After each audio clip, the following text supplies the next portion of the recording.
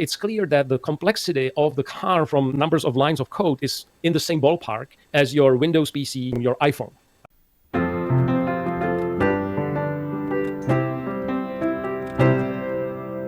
Hey everyone, welcome back to the VWID Talk Podcast. We are Wes and Jan. So glad you're here.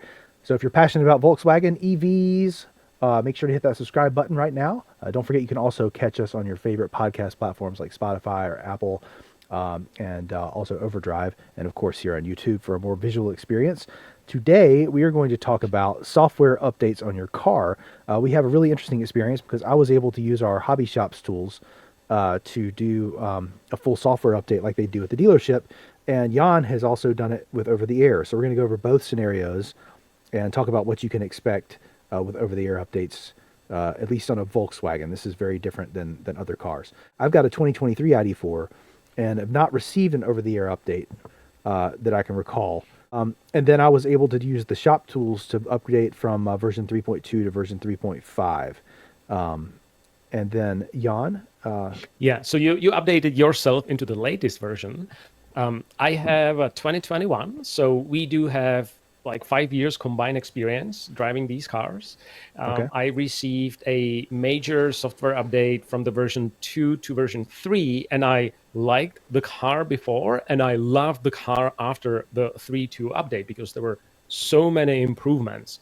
The infotainment booted very quickly. The IQ drive was much more smooth. There were some new features in charging. I felt like the progress that VW is making is really, really good. Then I had another set, like 3 over-the-air updates. And my understanding is that these were more to improve the upgradability to other over-the-air updates. Okay. And also the version 12 update caused my car, bricked my car. So it had to be towed. Well, but we'll talk about that. Okay. But the point was those updates are not things that were really user noticeable. Precisely. Yeah, I couldn't tell about the new features or improved features. Okay. Yeah, exactly. All right. And then for the 3.5 version, there was a offer that I got in my VW app, and we'll show that I requested that app, that the update through over-the-air update.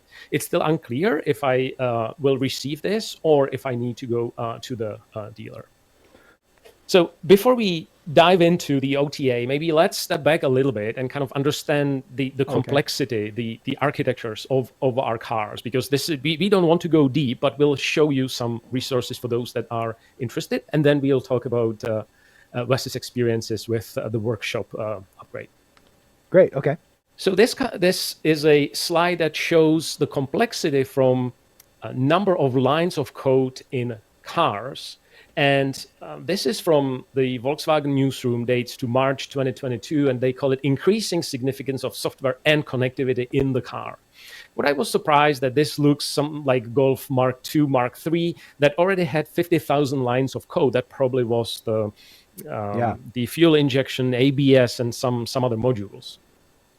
Now, as the cars increase in complexity, and this looks like some Mark V, Mark VI, so the Mark II would have been like early 90s, maybe. Yeah. Okay. All right. And then now we're looking at early 2000s. 2000s. Yes. Okay. And they say 1 to 3 million lines of code, mainly for control units and assistance systems, right? So as the cars kind of picked up on complexity. Now, the column that shows ID4 and also the Golf, the latest Golf, says it's between 10 to 100 million lines of code. And it's, of course, unclear to what code runs in your car versus in the cloud. But it's clear that the complexity of the car from numbers of lines of code is in the same ballpark as your Windows PC or your phone, your iPhone, right? So it's similar ballpark. Wow. So the software is definitely one level of complexity, but it also comes to the hardware architecture. From a hardware architecture, the cars actually comprise of multitude of different units. This is normally hidden to the user. You don't have to worry about it, but we also wanted to show you this because this plays a significant role during the upgrade, because the manufacturer has to upgrade all the units that fix a certain feature. So you, for example, see that my car has 46 units when I did the diagnostics with VCDS, and this does not include the child modules like headlight switch or our favorite window switch. Those are connected also through a bus, so there is some code running on those as well. And then you see that ChatGPT did a great summarization of these units into powertrain and charging. And you see that there is a number of units, same as ADAS and security, comfort, convenience, infotainment, and connectivity. And so let's say if you want to add a feature into the car, it most likely needs to affect multiple different modules. And we'll say why this is a challenge. But to make this even more complex, there's 12 plus communication buses in our car. Different technologies, like the CAN buses, they're car specific. We even have Ethernet buses. We have countless LIN buses, etc. We don't have time to go through these in detail. But if you're really interested, there is a great VW self-study program, 871213C, that has the little topology and explanation about how this all works in the car. I was even surprised when I saw this slide that you made that 10 different CAN buses, and those are for things like the convenience system, right? Seat position and infotainment, things like that is a separate CAN bus from powertrain. But there's 10 of them, and I had no idea. Yes. And they have multiple speeds, and they are usually kind of meeting in the CAN gateway, the address 19 or ICAS 1. Right. So, for example, the headlights have dedicated CAN bus. So there's so many. So there's so much complexity that we don't see. Yeah. Okay. And so, in summary, what this means, it means that the architecture is complex with many modules and many buses.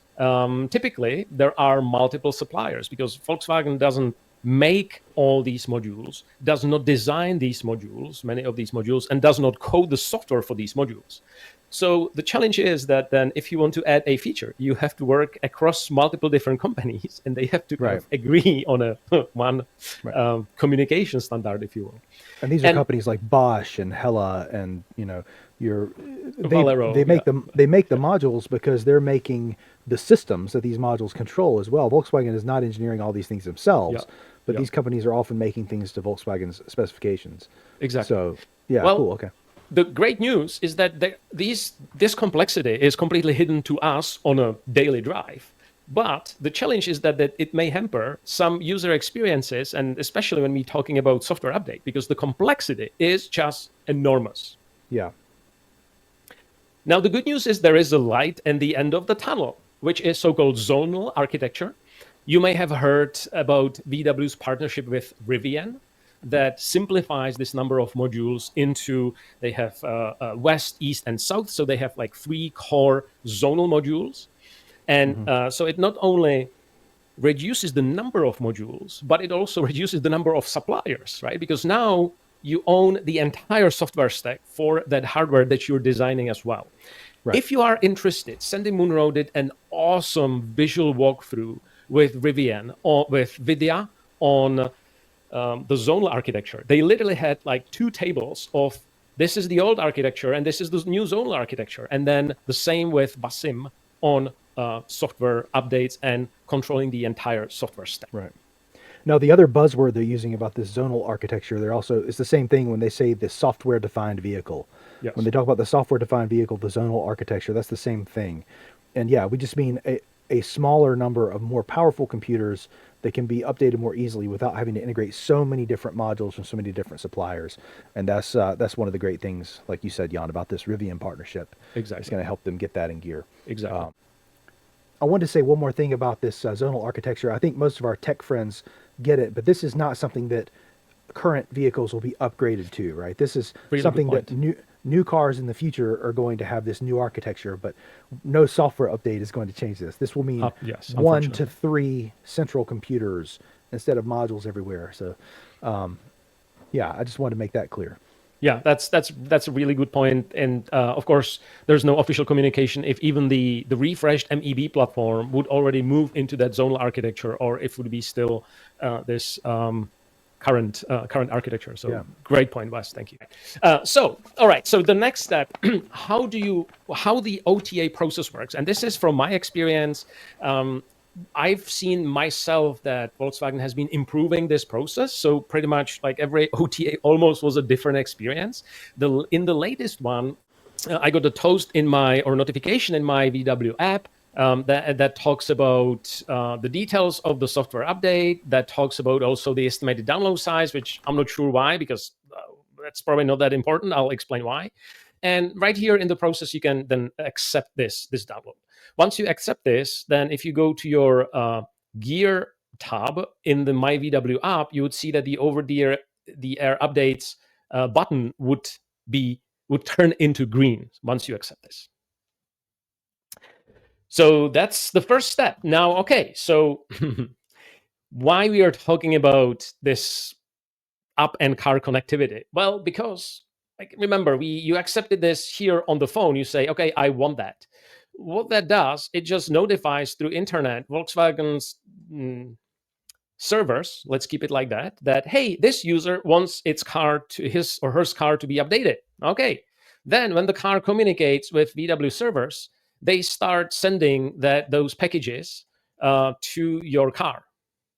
Once all those packages are downloaded, which takes some time, in my case, I'm waiting for 3 weeks, but I haven't seen something yet. So once it downloads, and this was a case for the older over-the-air update, I got this notification in my infotainment that the over-the-air update is available. And once your trip has ended, you can start with the upgrade. So what then happens if you unbuckle your seat? Then this is the goodbye screen, and you see this giant orange or yellow button here. Gotcha. Update available. Now, what you showed us on the app just a few screens before was what it looks like currently when you're requesting your new over-the-air update. What you're showing us here in your screenshots from your car was your update from your version 2 point whatever to 3.2. So what I'm showing is all the over-the-air update that I got was on version 3 already. So this was not the workshop update. The workshop update was done in the workshop. I haven't had any experience with this. I see. Okay. Then all right. What I'm showing here is that this was, I'm not sure if it was the 3 to 12 or 3 to 13. I'm sorry, I had forgotten. One of those. I'd forgotten that there was an update from 3.2 to 3. Yeah. Yeah. There were. See, this was the fun that you didn't have. So how great it is to own a 2021 car. Yeah. So but it does keep getting better. That's good. I know it does, and I'm excited, but I'm worried a little bit as well. But we'll get to it. So once you click the update available, then it gives you a summary of what the update does. And I do recommend to read this at least 3 times. Just don't click the install because it has important information, like how long they expect this to finish. Some of the OTA updates did not have any notifications on the car or even in the app if the update is finished. So you don't want to guess. You want to know how long it should take. And then there are some important information like switch off parking lights and lock the car and leave far enough and etc. All right, and then you click install and then you wait. You see that? That's how long you have to be alive. Yeah.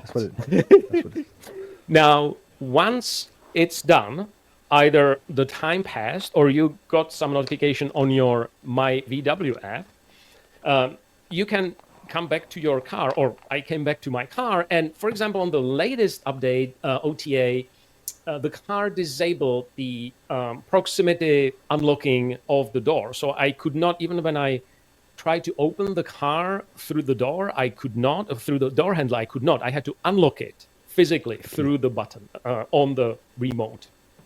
So I was a little worried. I'm like, oh, that means that, but that was good. I went into the car and very important information here, complete. If, and then you're done. That's it. You hit OK. You may continue living your life with a new software update. Now, lovely. Lovely, exactly. Now, unfortunately, sometimes this word wouldn't be complete, but it would say failed. And unfortunately, I've been through that. And the only recourse at that time this was specifically for 3 to 12, was to have the car towed to the dealer. Wow. And the reason is, when you're wondering what this is, Jan, what you were thinking when you built this diagram, well, I actually asked ChatGPT to analyze the VCDS scan from my car right after I got this error. And so what you see, those red modules, like ABS brakes, like those are modules that don't communicate with the bus. So the central, the CAN gateway does not see those modules. So the car literally is not drivable. And so the only fix is to have the car towed to your dealer. In that scenario, I'm sorry. I was going to say in that scenario where where it's not communicating with important safety modules, the only responsible thing to do is to not allow the car to be drivable. And so what were you about to say about it though? So what I wanted to say that there is one caveat, and the caveat is that the car rear brakes remain engaged. There is no way to release the rear brakes. Okay. So if you're parking a tight space, then think twice before running the update, because if it fails, somebody needs to pull your car from the garage. Yeah. So at this point, when the car was loaded, I was thinking the driver is a hero. He was able to pull the car from the garage. There's probably 10 inches on each side of the door. And this guy was professional. It's never fun to pull the car that has locked rear wheels. So keep that in mind. And then it came to the dealership, and I was able to pick it up the next day because they had the magical tools called ODIS, off-board diagnostic interface that Wes used during his recent update. So tell us what you've experienced. Right. So that leads us right into this. I mean, I've been called brave and foolish, but it's one or the other or both. But we were able to get a copy of ODIS for our small hobby shop, which is really just me and some friends. We purchased a legal version of ODIS. Right. We did. Thank you for clarifying. Yes, we licensed it through Volkswagen. I want to give you a disclaimer. This is not a do-it-yourself type of thing. And Volkswagen says that in the instructions. This is not for DIYers. It's for shop people. I needed to have a battery charger that can output 60 to 70 amps of charge 70. current. So 70, right? Your normal battery charger, 12-volt battery charger is like 6, maybe 10 amps, but not much. Right. This is like 7 times more. That's crazy. And so, but you need a real beefy charger, not just a battery tender. Yep. And you need a Volkswagen VAS 6154 interface, a shop interface, and you need the licensed copy of ODIS. So, having said all that, this is really to give you perspective on what your poor technician at the dealership is having to deal with, and why this is taking them days when they're having to do this with other cars. Yep. So the first thing that it does, you have to use a special software tool to download all of the different software from Germany to update the multimedia system. This is also called the iCast 3 computer. It's your infotainment computer.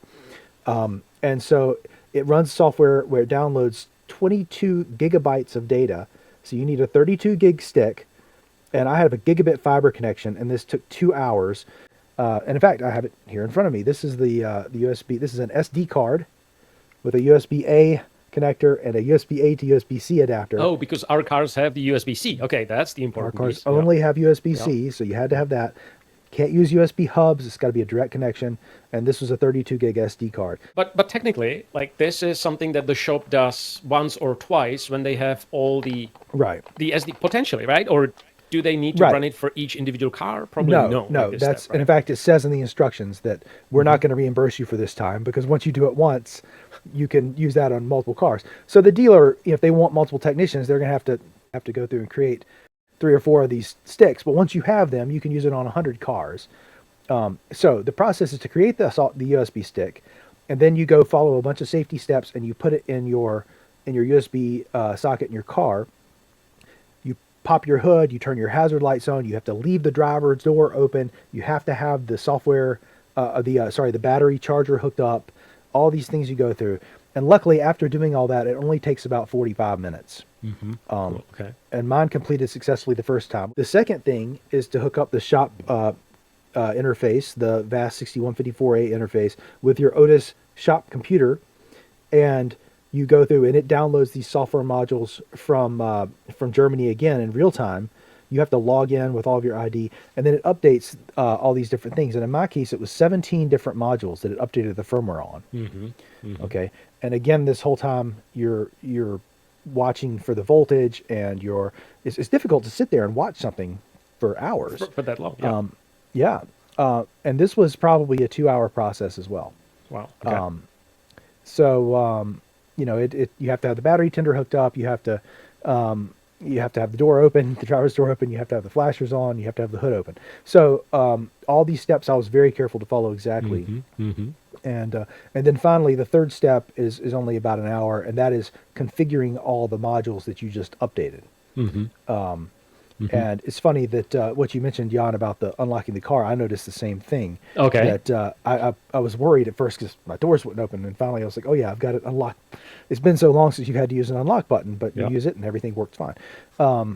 So yeah, it was a little bit scary. The car starts making noises, and every time at what point was it? You called me, and the noisemaker of the car was like, wee, right? So I can imagine doing this in the driveway where like neighbors like, what are you doing? Yes. Well, and I could also imagine it driving the poor technicians at Volkswagen insane. Doing like 3-4 at the same time? For 3 hours, this noise. I mean, hopefully they have ear protection in there. Everything else, I followed the instructions exactly. Yeah. And when you say the instructions, we will link them down here below. From NTSH, you can download a PDF file that has 32 pages that walks through this process. And you won't believe how many stop signs, how many notes, and how many danger zones you have to nicely walk around. So again, we just totally admire those technicians that do it day in, day out. Right. And the PDF also mentioned that there was roughly 100,000 vehicles across US and Canada that were impacted by the specific software update. So kudos to them. And so this is what I saw during the USB update. You can see that I've got my hood open, the bonnet, if you will. See. Oh, that's a hood. I see. That's your hood open. So this is looking at the road. And there's my gas strut from that I installed from Frank.at. So software update is in progress. It's updating the MCU. This is the infotainment system. Okay. Then the ODIS, and we did do like a smaller screenshot, so we don't show the user interface of ODIS. The rest of ODIS is not important. What is important is the output, right? Right. Yeah. And this is probably the big sign of relief, right? And so, this was, just to recap, I mean, what I did first is updated the infotainment with USB. Then you have to do a bus sleep for 15 minutes. Oh, that's a good point. Okay. Which and so this is something your poor technician is having to do. Then you do the firmware updates and on the all bus the modules. sleep. The bus sleep is that you lock the car, and you leave. Yeah, but it's not just that. It's because of all the stuff we're doing here. You have to disconnect the battery tender. You have to close the bonnet, turn off the flashers, lock the car, walk away, and keep both keys at least 20 meters from the car. We had to do that between the infotainment update and the firmware update. And then you have to do it again. Between the firmware update and the configuration. And you're supposed to do it a third time, but I just locked the car and went to sleep after that. So, and lucky for me, everything went well. So this is the first step, updating the firmware on all the modules. But everything flashed okay. And, and hopefully that's because we followed all the steps very carefully. But sometimes one of these steps will fail. And in the software, if you click next, it will go back and try to reflash. So sometimes the technicians at the dealership, you'll have 3 or 4 modules that fail, and you have to say, try again. And it won't redo every single one, but it'll go through the checklist and say, this one's already done, 3's already done. Right. And then it says, okay, here's 7. I'm going to try that one again, and hopefully it succeeds. That makes sense. But luckily, all of mine succeeded the first time. So because on the over-the-air update, it didn't have the specific failure that I had on my car. There was no retry option. So this is smarter. Okay. So and that's a real shame, because you would think that if it already has the software downloaded, it should just be able to go through the process, So because all the dealer did is what I just did. They just went through and did it in their shop. Yes, exactly. Right. So all the modules flashed firmware, and then we had to bus sleep and wait another 15, 20 minutes, come back, pop the bonnet, put the battery charger back on, open the door, turn on the flashers, and it's doing all the configuration. I actually do not know what DSDL2 is. So if you know, let us know. Please do. Cool. Yeah, but you can see down at the bottom that one thing, DSDL2 on my application server 3 infotainment, that's the ICAS 3 computer, was not okay, but everything else was. Cool. And it didn't seem to think it needed to be fixed, because I went back through and did it again, and it said, no, don't worry about it. Okay. So, cool. It was a complicated process. This is not something I would do at home. This is really to give you sympathy for the techs at your dealer and why it takes them a day or two. Yes, to do all this. So, exactly. You can see you can see everything that's involved in the architecture, and you can see what what Jan went through, and most of these over-the-air updates luckily go great. But sometimes 99%, but the 1%, Yeah. No. Go ahead. So thank you so much for tuning in today. So we talked about the software, a little bit about the software complexity of our cars and the hardware complexity. We talked about over-the-air update, and Wes talked about the workshop grade update that he tried on his car. So please subscribe and also turn on the notification bell if you want to be notified about the next episode. And in the meantime, follow us on VWID Talk. Thank you for watching. Bye. Thanks.